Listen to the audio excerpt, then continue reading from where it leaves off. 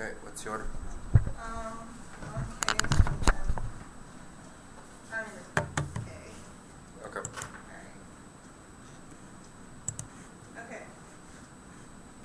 So on the case, the only answer that they had in the entire round, which by the way was the 2NR, was about how extinction is like only caused because we have the government in place, but they never explained how having a government will lead to nuclear war. They just say that the government dehumanizes when they're trying to address nuclear war in their link arguments. So that's like completely two different arguments. So we still get to win the logic on the logical arguments that we've made on the plan. So you get to extend.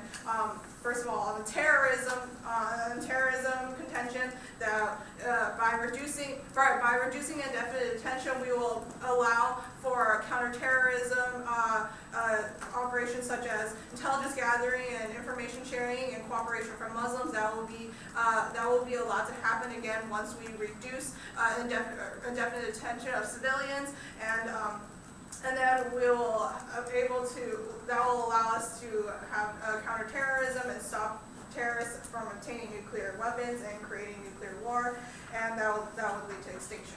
And on leadership, again, we get to win the advantage that indefinite detention currently is taking our soft power and our ability to deal with global warming and with human rights leadership. By implementing our plan, we will again be able to reobtain soft power and human rights leadership, solving for global warming and solving for human rights leadership, and any wars that would have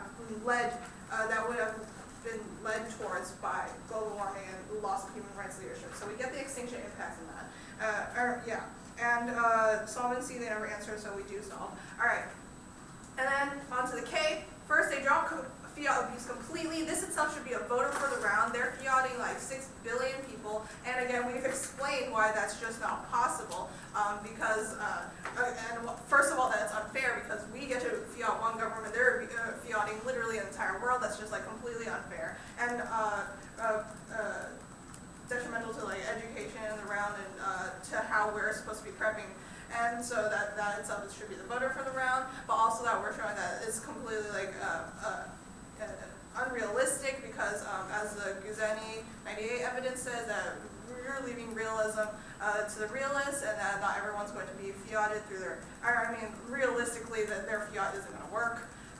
So they should lose on that already, but that doesn't win us around already. They also say that all is very clear regarding transitions of fiating, but they don't provide any answers specifically to our argument that there could be a presence of transitional wars, that there's going to be an ivory tower release over minorities, and that civil disobedience is going to fail. That's in the Rorty 98 evidence. They never provide any specific answers to that. They just said that it's obviously we're all going to be good and happy if we go under their all because everyone's going to agree to it. But again, that's not going to happen.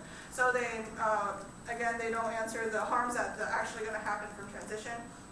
All right, on impact analysis. First of all, they said that government is causing nuclear war through our plan. Again, they never read any evidence about it. They just say it. Their case only says the government causes dehumanization. They've only read somewhat carded arguments throughout this whole round about that. So we have like clear evidence that by fiating the government, we're actually solving for nuclear war. That leads to extinction outweighing dehumanization. We have clear evidence from Bostrom that extinction outweighs because we need to have a physical presence of humans before anything else. Without it, we cannot even consider dehumanization. Even if they try to tie this to ontology, Wagner proves that we should outweigh extinction over ontology. Even if they try to tie it to morality, Bostrom also says that outweighed by extinction. And so then on impact calculus, we get to have like the time frame of our plan is going to our plan will solve for indefinite detention like right away, and the time frame of nuclear war, problems of global warming and losing human rights leadership is like way more timely than the issues of dehumanization, which like if their whole case was even true, then in that case dehumanization should like be causing extinction now, but it's not because we've had government like for forever. And probability, like ours also like we win on that because like we've proven that terrorists are very clearly able to like get nuclear weapons, that global warming is possibly happening, that we are losing human rights leadership. They don't really like read any evidence that like that everyone is being that dehumanization is like definitely happening for everyone that they're trying to solve for, and especially magnitude again. All our evidence about extinction outweighing dehumanization, so we get to win the impact on those three issues. Next, they drop all the arguments about ceding the political. That's the Boggs 97 evidence, which does lead to nuclear war. So under their all, we actually are getting nuclear war anyways, so that they're not solving for that. They also continually try to cry that our plan is what caused extinction, and never any carbon evidence to prove this. And furthermore, they don't provide any logic, which we do, which I've done already. I've explained how we get to our impacts. And again, extinction outweighs decay. And finally, they never address the issue of a utopian society. They just say that everything's going to be all right if we implement our all because everyone is going to agree to it.